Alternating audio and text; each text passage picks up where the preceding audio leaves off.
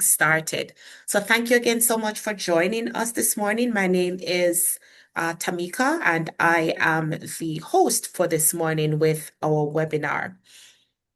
But before we begin, I would like to acknowledge that we're joining from different parts of the province, which is made up of Treaty 4, 5, 6, 8, and 10 territories, the gathering land of the indigenous peoples and the home of the Métis. And we affirm our relationship with the indigenous peoples of these territories as we continue to build on reconciliation moving forward in our journey as we continue to learn about each other in this regard. For those who are joining us, just a few housekeeping matters. We have been using the chats already, but we are going to be providing you with other opportunities to use the chat as well as the Q&A tab. And this is where you're able to place your questions. And our presenter, Rebecca, is going to be attending to these questions towards the back end. This session is being recorded. And so you will be able to have access to this within 1 or 2 days, and this will be sent to you automatically via Zoom. So let's get into the meat of the matter. Our webinar today is focused on from SEO to GEO, how generative AI is changing search. So search is changing, and so is the way travelers find tourism experiences online. As generative AI becomes more integrated into everyday search tools, traditional SEO is evolving into what's known as Generative Engine Optimization, or GEO. Well, today's session will look at what the shift means for tourism business with a practical focus on written content rather than technical search engine optimizations, SEO. As search platforms increasingly summarize and surface information for users, the clarity, structure, and quality of your content play a bigger role in visibility and credibility.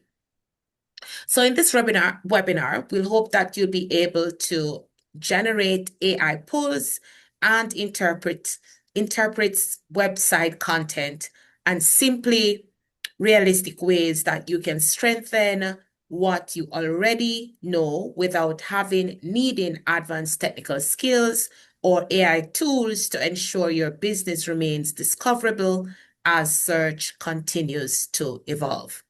Our presenter today is Rebecca Reddy. And Rebecca is the strategic director with 15 years of experience helping clients launch meaningful digital products and shaping digital strategies that align user needs with business outcomes.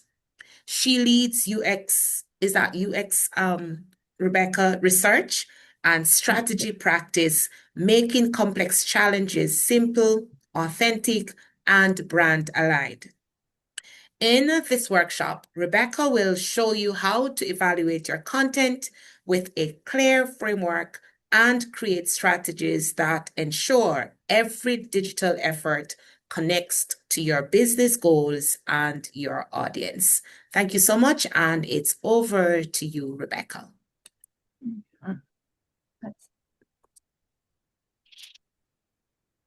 There we go. Okay. And so, hi everyone. I just want to say, thank you so much for being here. Before we get into anything, I do want to kind of set those expectations right away, because this is important. And I know that Tamika kind of touched on this a little bit, but this is not a technical session. So I'm not going to talk about like metadata or back-end SEO or algorithms or schemas or anything that's going to be happening behind the scenes of your website. And although those things are really important and they do help with SEO and GEO, that's just not my area of expertise.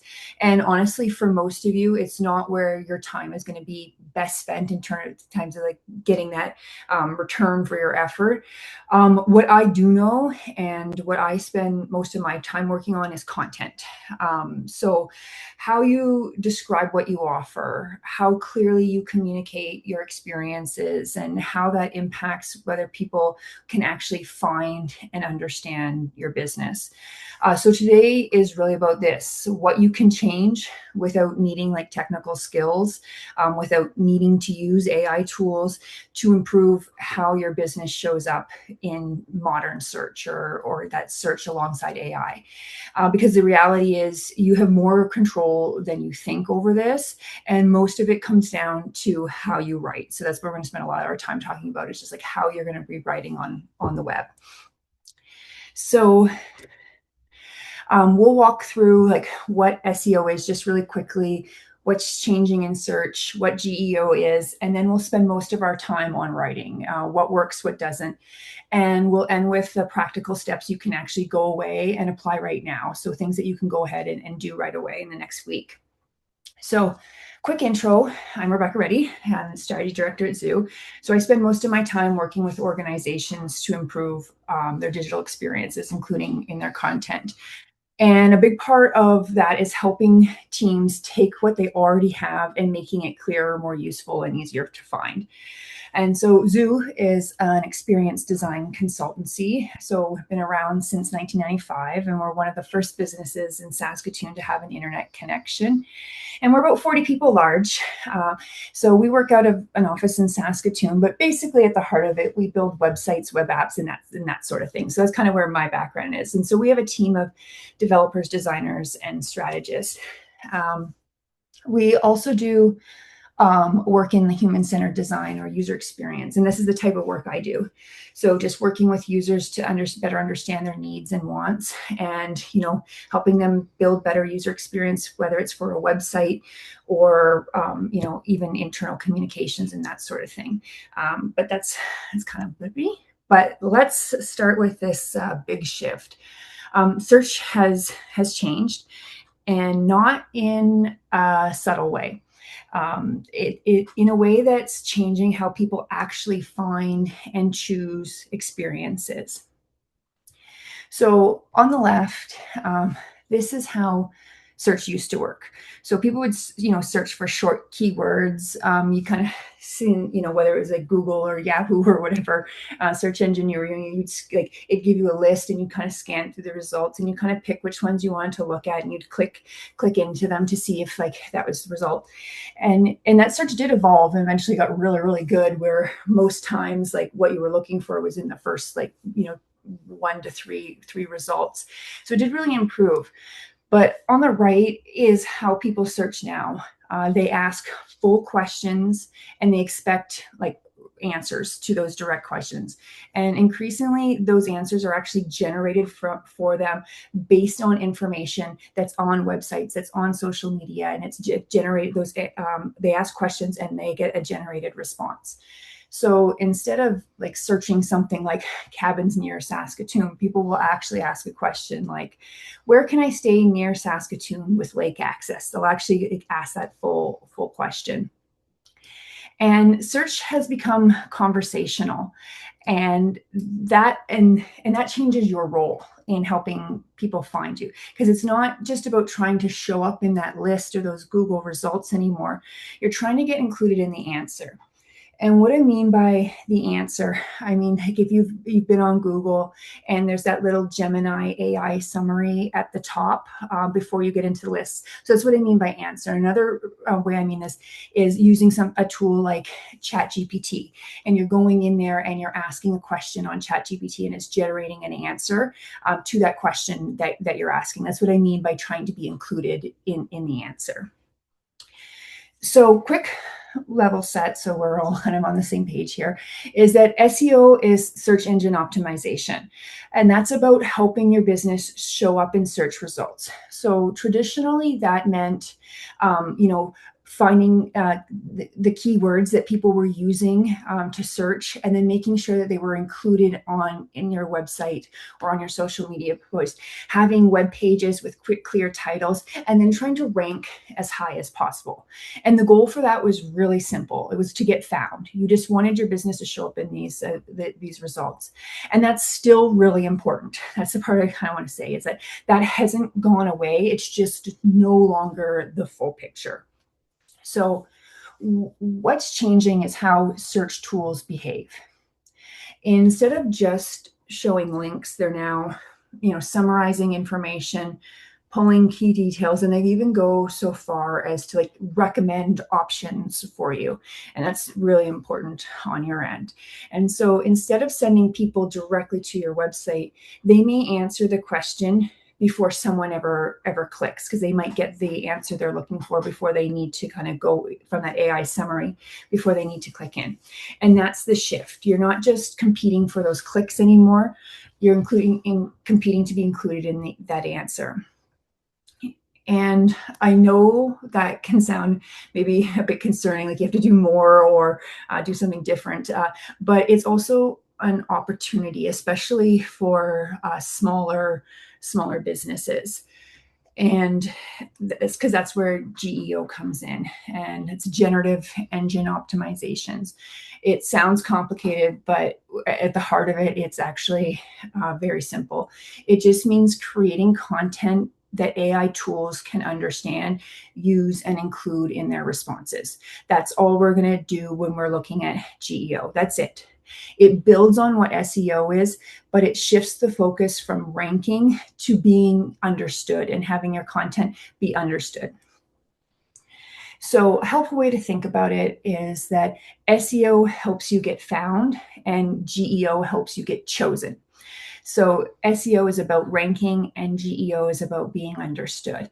And what drives that is clarity. It's not the technical setup. Like I said, there are things you can do on the technical side to help with this, but it's really about getting good, clear content.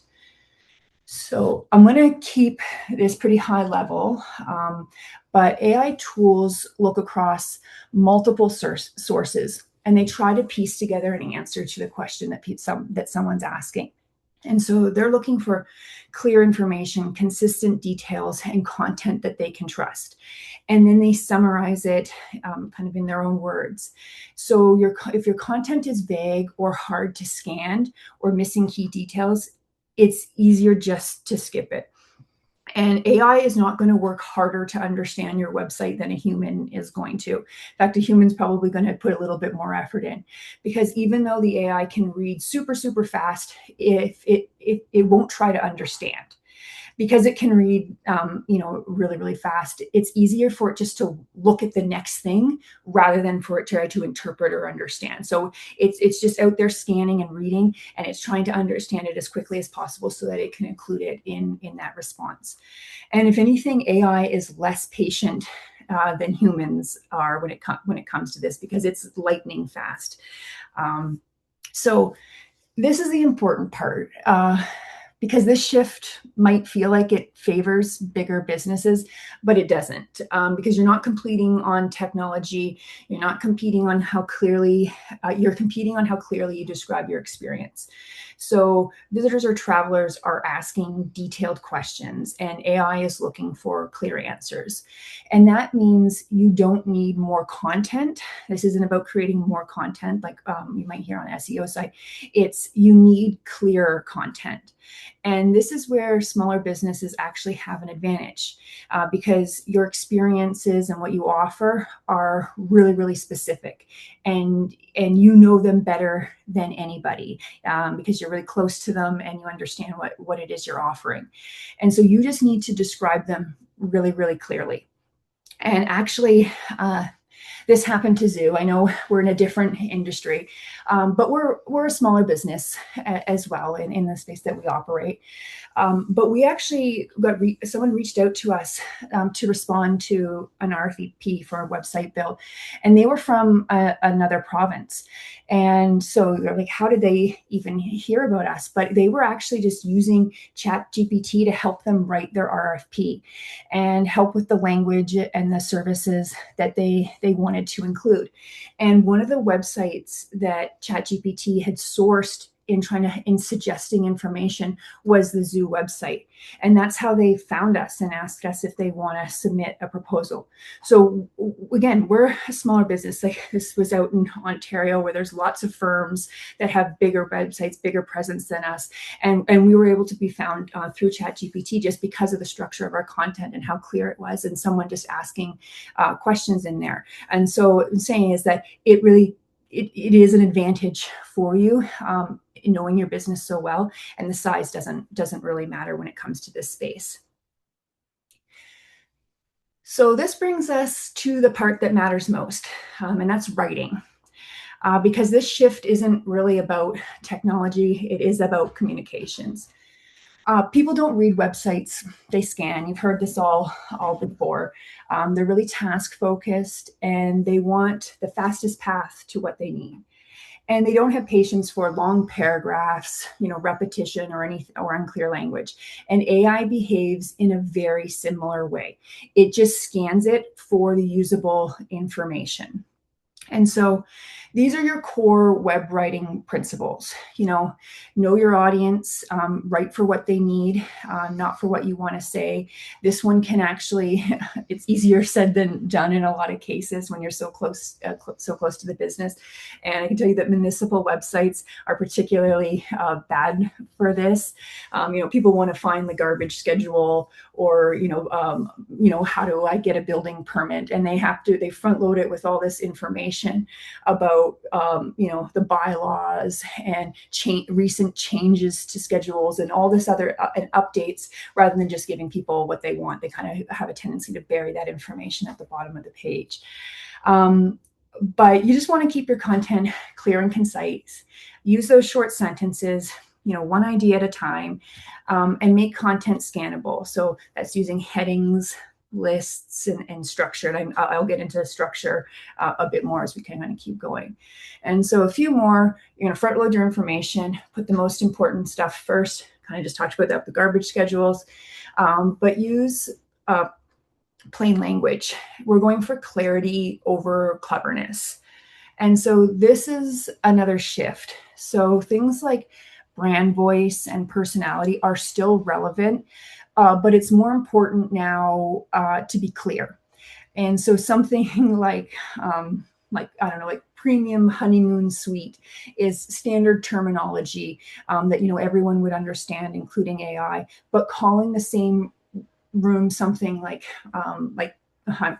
Cupid's love nest or something like that isn't clear and doesn't really work anymore. So you need to be very descriptive in how you're describing things, and kind of staying away from some of that, like that brand language and naming things in that way.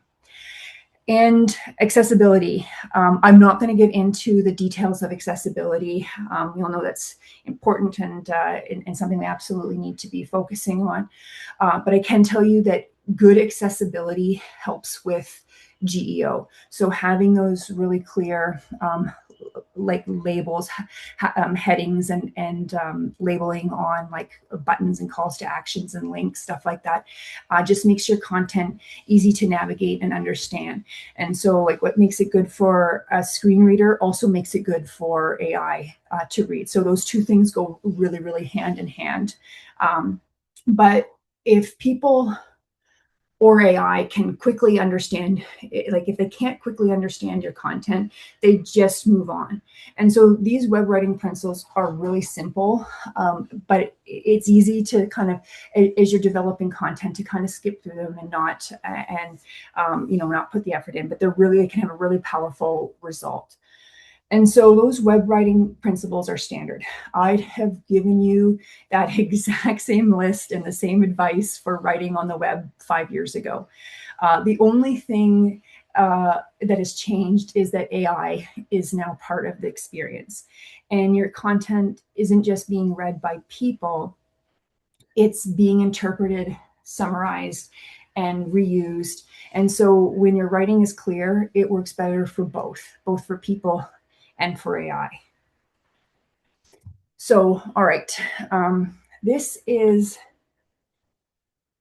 really the core of everything that we've kind of just been building towards. So, how we're going to write for AI. And so, because when people hear writing for AI, it can sound like something completely different. But the good news is, writing for AI is basically just writing well, just a little bit more intentionally. So, I'm going to break it down, and we'll go through what that actually means in practice. And so, something you've all heard before, and I know it, is that using clear headings. Headings are doing more work than you think when it comes to understanding your content, especially like not only by people, but especially by AI. They help you scan. And for people, they help define what a section is about. And so when I say headings, I mean actually using those H1 and H2 like style or format tags of your website. I'm not going to get into what that is or that back end of like H1, H2. But if you have questions about that, don't hesitate to ask, and I can explain that a little bit more clearly. So it's not just bolding it, it's actually using like a heading 1 or a heading 2 styling. So with your headings, I want you to kind of think about, instead of something like generic, which would be something like, our experience is great for all skill levels.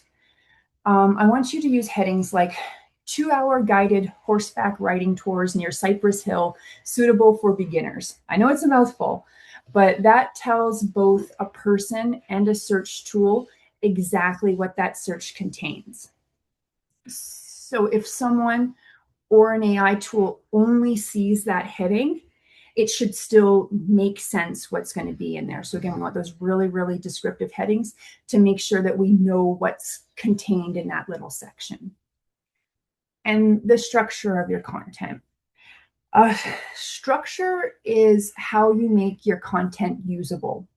So you want to, big blocks of text are hard for people to read, and they're also hard for AI to interpret.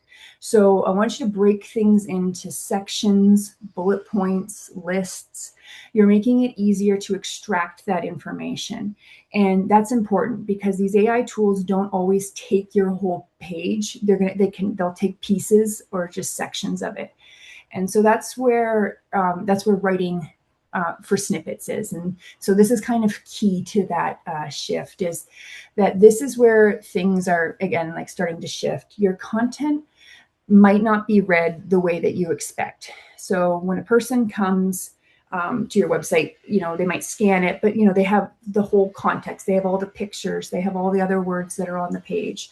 But with AI, it might be pulled into a summary or a recommendation or a comparison, which means that someone might just see one paragraph or just one bullet point without your rest of your page there. So each section of your content needs to stand on your own. So for example, if your site says our tours are perfect for everyone, that doesn't help much out of context. What are your tours? What are you offering? Where are they? Who's everyone? But if you said something like 3-hour guided fossil tours in Grasslands National Park, suitable for families and beginners, now that works as a standalone piece of information. With that heading, someone will know immediately what it is that you're offering. And that's what you want to aim for. Another big piece of this is answering those questions. I talked about how people ask questions now, actual full sentence questions, when they search now. And so you need to think about what your visitors are already asking. So things like, how long is it? What should I bring? Is it beginner friendly? and then answer those questions really clearly. Don't bury them in a paragraph, but directly answer them, because those are the kinds of things that AI tools look for when they're building answers. If there is a similar question to a question somebody asked, it's very easy for them just to pull your answer if it's framed in the same way. So the other piece is like, this is one that's often missed when people are looking at their AI content, but providing definitions and context. We tend to use language that makes sense to us because we're so close to it, but not everyone knows what those terms means. And AI doesn't either. Even though it has all this information, it can read really fast. Unless you explain it really, really clearly, it doesn't necessarily know what you're going to mean by words that are vague. So I'm going to give a couple examples here. So like, if your site says like fly in fishing experience, that's obvious to you. It's probably obvious to every single person here today, but not everyone knows what fly in actually involves. Does that mean a short scenic flight, a remote location? What's included? So a clearer version of something like that would be fly in fishing trips to remote northern lakes, including charter flight, cabin accommodation, and guided fishing. Now it's clear in one sentence exactly what you mean by fly in. And the tourism jargon. So again, everyone here is going to be on the same page about that. You're going to be really, really up to date. But if you say something like interpretive tour, that's a really common tourism term. But a lot of visitors might not know what that means or what it includes at a first glance. So instead, you could say like guided walking tour with local stories about the area's history, culture, and wildlife. Now someone immediately understands what they're going to be getting. So what you're doing here is removing that ambiguity. You're taking terms that might be too broad, too technical, or too insider focused, and turning them into something that's like really clear and and concrete. And so, like, kind of the big takeaway with this one is that I need you to write as if it's going to be seen out of context.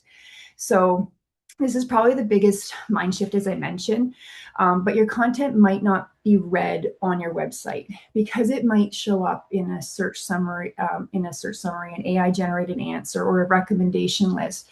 So you need to ask yourself when you're looking at each piece of content, if someone only saw this one section, would they understand what I offer? If they only saw this one heading, would they understand what I offer?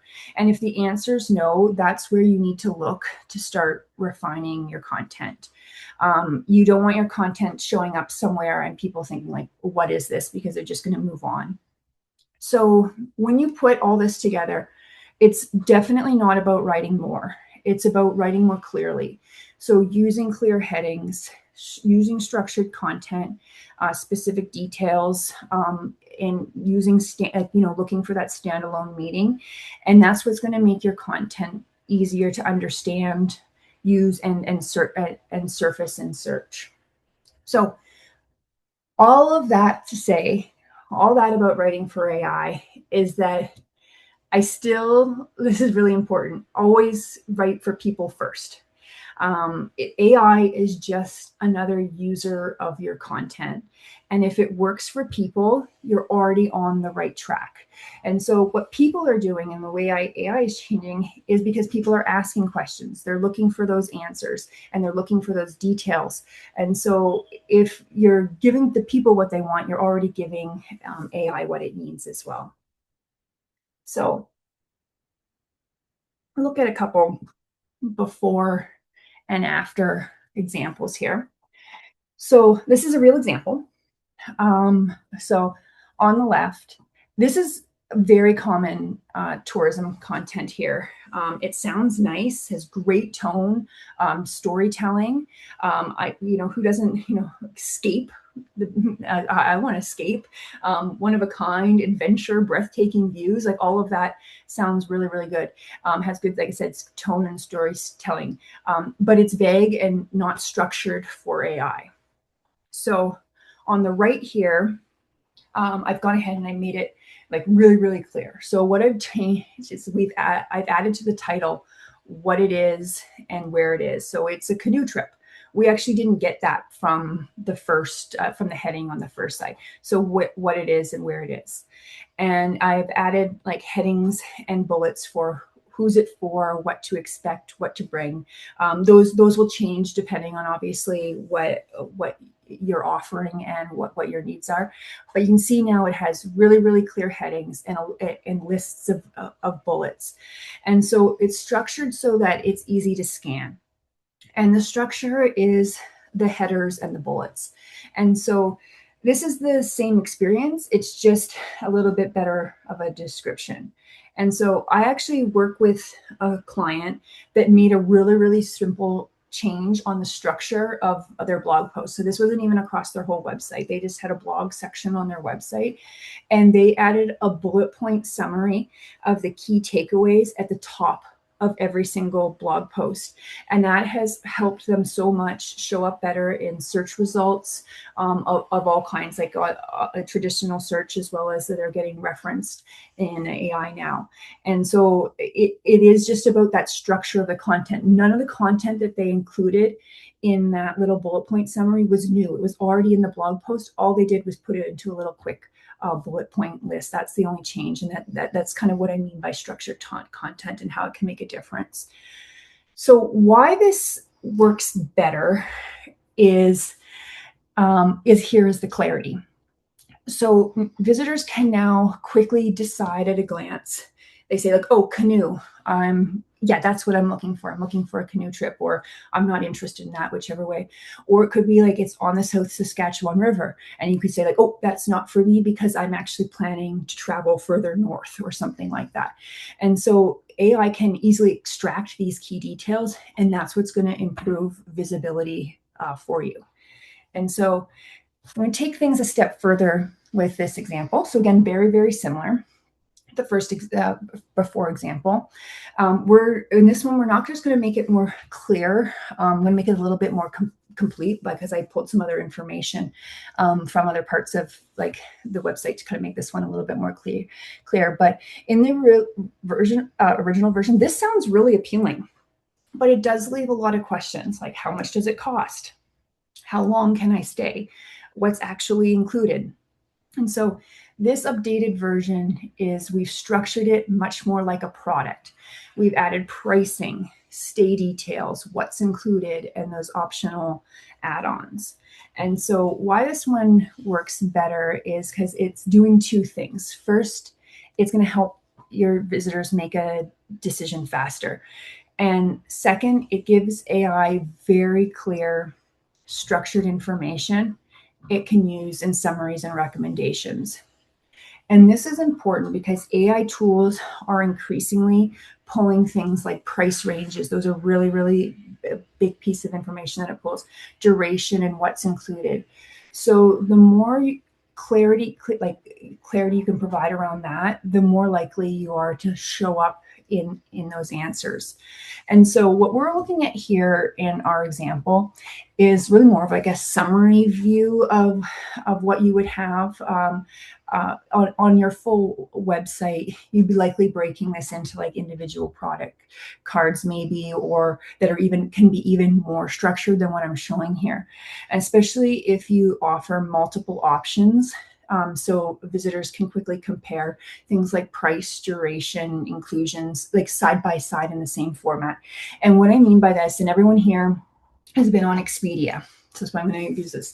If you're looking at a hotel, you've clicked in and you're looking at the hotel detail page, and they have different room types. They're all in the exact same format. There's a little picture, there's a title, there's a price, there's a description, and then there's a bullet point list of what's included. That's what I mean by like product cards. As you kind of get into those details, like that's even more structured content. And I said I wasn't going to get into things like the schemas and stuff, but that's where you say like it's going to very easily be able to say this is the price, this is what's included, and it's going to be able to with that really, really, really structured. So if you're kind of thinking like, what does she mean by product cards? Like Expedia and how they kind of lay everything out in the same format. That's what I mean by like that's kind of structured content. So think about the questions your visitors already have. And so if your content answers those really clearly, you're already doing the right thing. And so we're looking like at things like FAQs, service descriptions, what to expect sections. These are incredibly effective with GEO. So it's not just what you write, it's how complete and consistent it is. So I just spent a lot of time talking about like structured content using headings, how to write. But it's also like you need to also make sure that your details are accurate, that your content is current, your information matches across platforms. And what I mean by like current, like if you still have like summer 2025 season up there, like updating that to season 20, like summer 2026 or something like that. That's what I mean by keeping your content current. And reviews matter. They reinforce your experience of what you're saying in your content, and they add real language, and that helps build trust. So reviews are a way for both humans and AI to validate what you're saying on your website or social media. And so while humans might not always read the reviews, I can tell you that AI is going to read them. And so, for example, and if you say it is lakefront in your content, but you have multiple reviews that are saying, oh, it's great, 5 stars. It does have lake access, but it's actually a 5-minute walk away or a minute walk away. It will confuse the AI if it can't understand or trust the information. And so it might move on to another business. If it's looking like that, is it lakefront? Is it not lakefront? That causes confusion for the AI, and that's why it'll move on. And so this isn't about, I don't want to scare you, because this isn't about having one bad review saying the hot tub was broken and it's going to cause confusion, and it's going to think that you're lying. That's not it. It's when it's consistently not matching up, when the descriptions aren't matching up. It's not about one negative review. It's about overall the consistency of the messaging that it's getting. So people trust other people, and AI tools learn from the conversations that people are having online. And so Reddit is consistently the most cited reference for LLMs, like ChatGPT. So you can see there's other, social channels listed here as well, like YouTube and Instagram. And that's where AI is getting its information from primarily. So you can't control those conversations, but you can influence it by doing what you do best, delivering great experiences. This whole like online content and building websites and social medias and GEO and SEO is like a side piece of what you actually do. Getting to the heart of what you actually do, delivering on what you offer, making it a great experience for people, making them want to come back because what you do is so great and amazing, is the best way that you can influence these conversations online.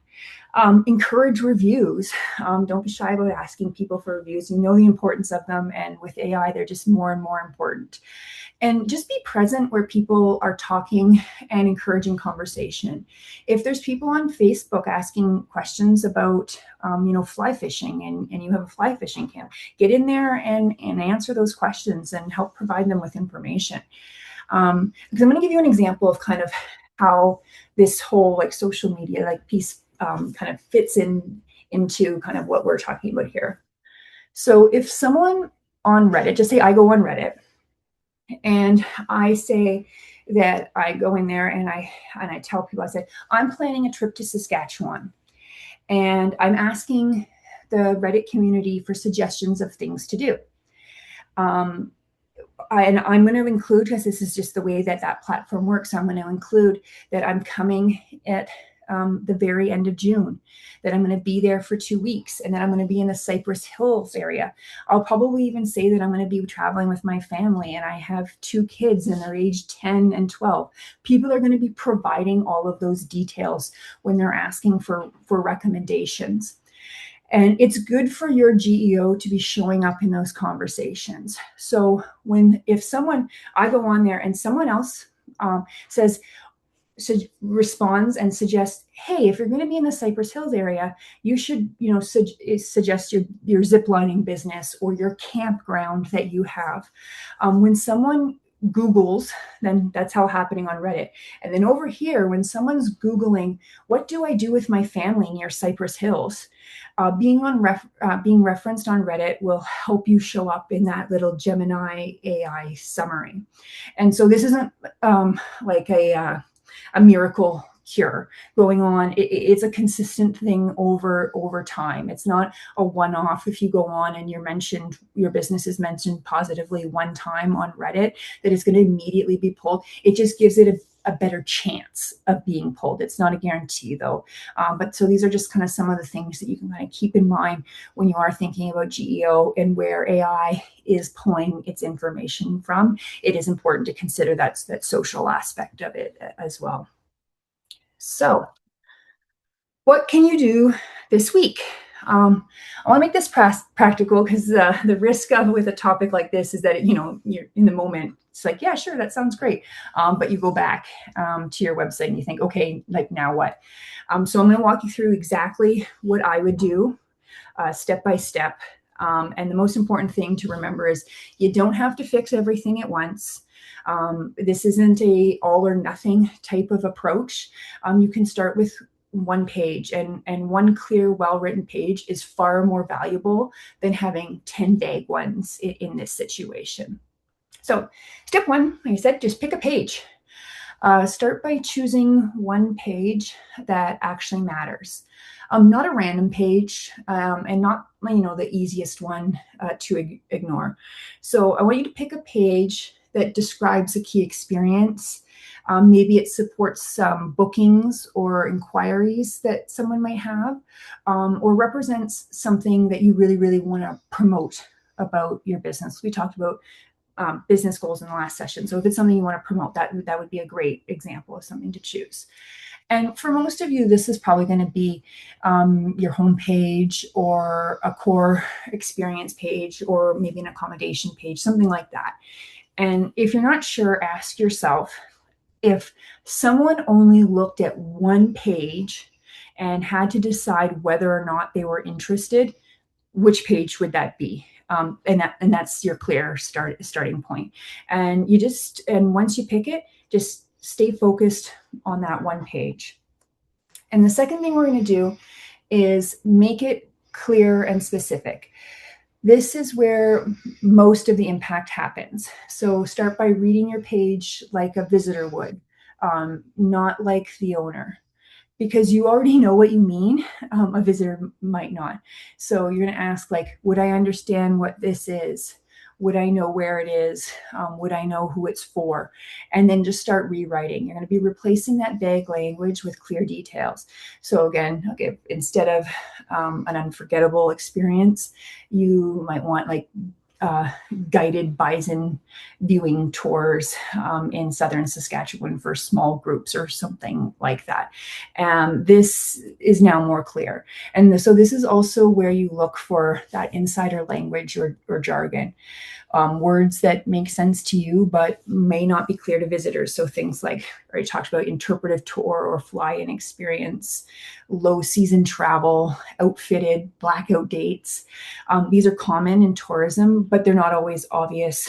So you need to explain them. So for example, instead of saying like great for shoulder season travel, you might say ideal for fall and early spring travel with fewer crowds, lower accommodation rates, and access to hiking trails and wildlife viewing in that heading. And so you're just removing that ambiguity of what shoulder season travel is and why it's great. You also want to think about like some of those questions, and these are going to vary for everybody's business, but like, how long is it? What's included? Is it beginner friendly? Is it seasonal? The goal isn't to write more, it's just to remove the guesswork, because the guesswork is what's going to create friction for both your visitors and those search tools. And the next thing you're going to do is add that structure. So once your content is clearer and you've included all the details that you want to include, that next step is that structure. So a lot of informations already have all the right information because I've gone out and I've looked at a few. It's just buried in there. So I want you to break it into sections. So use those headings that are very descriptive that actually tell people what they'll find. Like what to expect, who's it's for, what's included, the pricing, location, what to bring, like those types of things. Put those into headers and then use bullet points where it makes sense underneath those. This is also where you're going to want to think about how your content might be used. So again, we talked about how AI tools don't always take your whole page, and they might take little pieces of it or snippets of it. And so each section should make sense on its own. So look at each heading and what's underneath it and say, like, if someone read this, would they understand what I offer? And if someone saw your like what's included section, would it still be clear? And if not, that's where you need to refine it. So kind of keep going on. After you've structured it, I want you to answer real quick questions. This is one of the easiest and most valuable steps. If you do not do anything else, just do this. I want you to add 3 to 5 FAQs. And don't overthink it. Just use real questions, the ones you hear all the time. What should I bring? How long is it? Is it family friendly? Where are you located? What's the best way to get there? How far is it from Saskatoon? Like those things that people are already asking. And so these questions are important because they reflect how people actually search now. And they aren't typing in those keywords anymore. They're asking those real questions.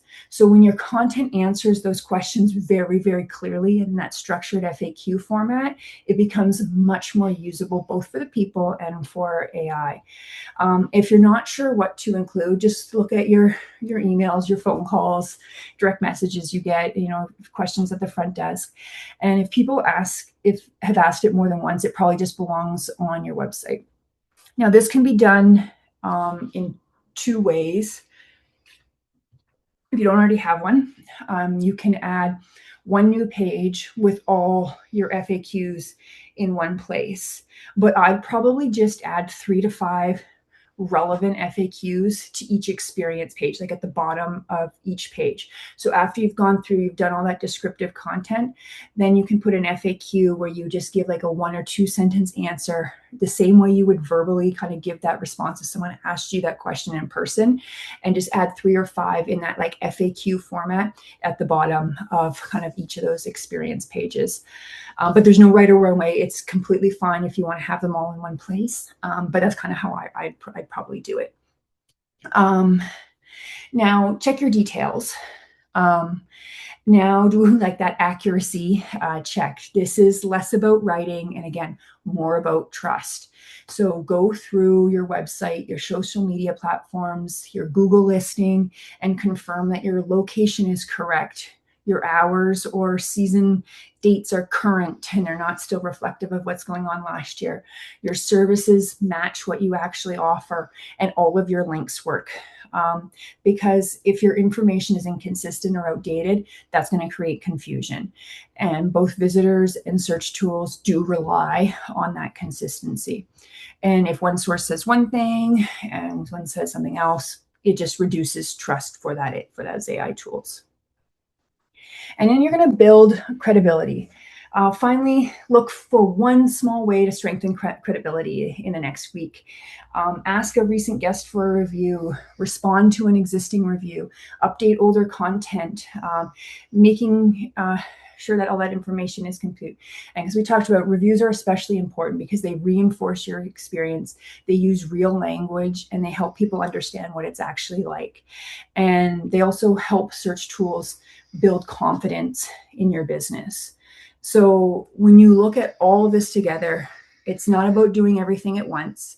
It's about picking one page, making it clearer, structuring it better, answering real questions, and making sure it's accurate and trustworthy. That's it. At the heart of it, that's all we're going to be doing here. And how you start improving your visibility, that's how you start improving your visibility without needing to touch anything technical, because you don't need to learn AI, and you just need to communicate clearly. That's the skill that really matters, because clear content is what drives visibility now. It's not tricks, it's not tools, it's clarity. And search will keep evolving, but this part's probably not going to change. If your content is easy to, no matter what format and where the web kind of goes and how people search, your content's always going to need to be easy to understand, because that's what makes it easier to find and choose. So thank you so much for joining me today. I'm happy to answer any questions that anybody has.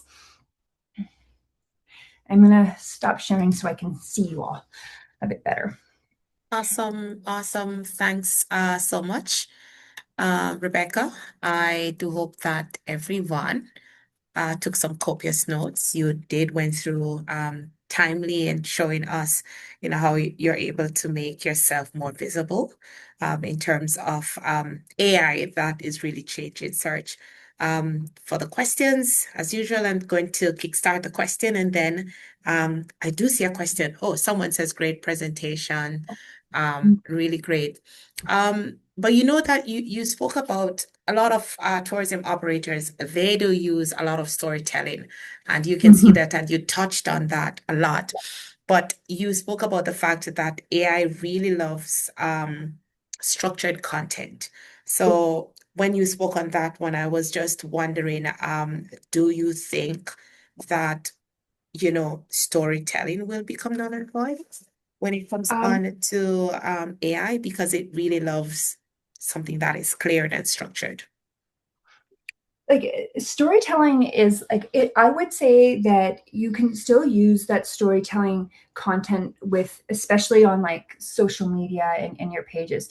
It's about probably supporting it with good structured content, so that if we talk about how like it can pull in snippets. So if you already have great storytelling, and you have it in a paragraph, maybe it's about just putting under it with headings and bullets, kind of like what's the key points or the key takeaways in those bullet points from that storytelling aspect. Because on your website, people are going to read a little bit better. If someone's really invested and interested in what you're offering, they might read through everything. And storytelling, like I said, it's a great way to get brand and personality out there.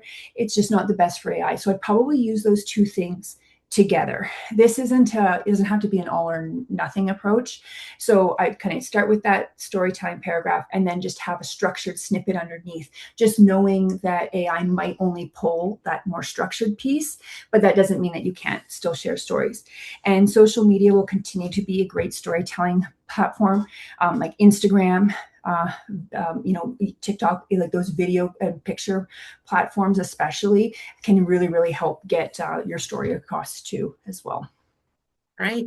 We do have some other questions. So regarding reviews, does um, replying to individual reviews help build that credibility, or is the review enough in itself?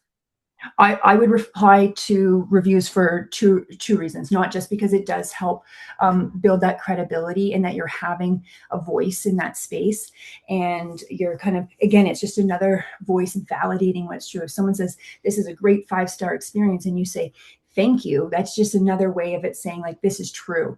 But the other reason I'd be responding to the reviews is we know, like, on like just from a human side of things, people like to see that engagement from the business, and so that helps on, like, like just that engagement side and being showing your personality a little bit. So it's kind of twofold. It's not just about AI, but yeah, I would be trying to respond to every single one. Now, that being said, if someone just gives a 5-star review and just says that's great, like it was fun or something, you don't need to go in and write. I'm talking about when someone takes the time to write a couple sentences about the experience, they put their time into helping your business. And I think about it that way. So it's great for you just to say thank you, and that you enjoyed having them stay. All right.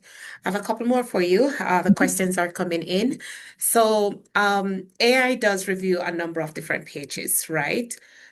So this individual said that they are told that typical WooCommerce product page is not as readable as a landing page or a blog page. What do you think on these things? What are your Okay, thoughts? so this is going to get a little bit into schemas. And that's okay. Schemas work behind the scene, and it's how what a schema is you're basically structuring the content behind the scene and labeling it with a very, very, very structured set of list of schemas. Like they're available. You can find like schema.org is where you would find them. And the best way to do this is be consistent across the internet. And so, yes, things like blog posts. So if you have a schema tag attached to like a page and it's a blog post or a landing pages are great because they often have lots of headings, which is why the AI would like that. And when you have those schemas and it's saying this is a blog post, they do like blog posts. And so they'll pull it in. But how it knows is a blog post is because of the way it's been tagged in the back. So it's not tagged as just a web page. It's tagged as either a landing page or a blog post. But that doesn't mean the other pages can't be valuable if they do have things like that, those strong headings, and they're using that chunked content. They can still be any page, any web page can show up and have that. It's just that naturally landing pages and blog posts kind of lend themselves well to that because of the way they're already structured and they're already set up with schema. That's really the difference there. Okay, all right. Thanks so much. So I do have another question. When working with AI to update, the websites, as you've mentioned, what types of suggestions are most valuable, and what things might be least accurate? For most valuable, so when you say working with AI, are you Because meaning to it like says using when AI gives you advice. Yeah. Oh, that's a tough one. It often gives very, very generic advice. So the best thing that you can do when you're working with AI to work on your content is be as specific as you can with what it is that you want from it, and anything that you can provide it in turn, like with your. So instead of asking about like a very general, like I want to update this piece of content for my my horseback riding tour company website, that you should go in and you should give it like, this is where it is, this is what's included, like give it all of that information and it will then just take it and rewrite it for you. And when you're looking at it for advice, in terms of what to do and what not to do, the advice it gives is pretty standard. It's not going to give you anything that should be. I wouldn't say it would give you anything that's too shocking or send you in the wrong direction. It's about finding things that are going to make the most use of your time, and that's kind of one of the things that I talked about today with, like, there is a lot to GEO when it comes to the behind the scenes things, and so it might be giving you advice and recommendations on that stuff, and that stuff is important. But I can tell you, working on your front end content is probably going to be where you're going to get the most bang for your buck, for sure. All right. Okay, I answered Thanks. that one. If not, ask Just again and I'll try again. no. Um, Hmm. I do think I have another one for you, Rebecca, because you were talking about, people are definitely asking very specific questions when it comes on to, when you're typing into their search and you have that Gemini that is coming up, that is AI. So the question that I'd like to ask is, do you think that, this GEO that we're talking about, this generative engine optimization, do you think it will eventually replace SEOs, or do you think that they will be able to, coexist in the Um, future? so which anything can happen, and I don't have a magic ball Hmm. that's going to tell us what's going to happen. But what we're kind of, I can tell you what we're watching in terms of trends and what we're like, what could be the future. Now, again, no guarantees, and it's probably not going to happen tomorrow. So, but that yes, that your website is going to become less and less important because it will actually start to be where it's just pulling in content. So you might not even get to a point where your website's going to be really structured and have beautiful pictures and all those headings. You're just going to put in like blank plain text content, and that's what's going to feed the AI.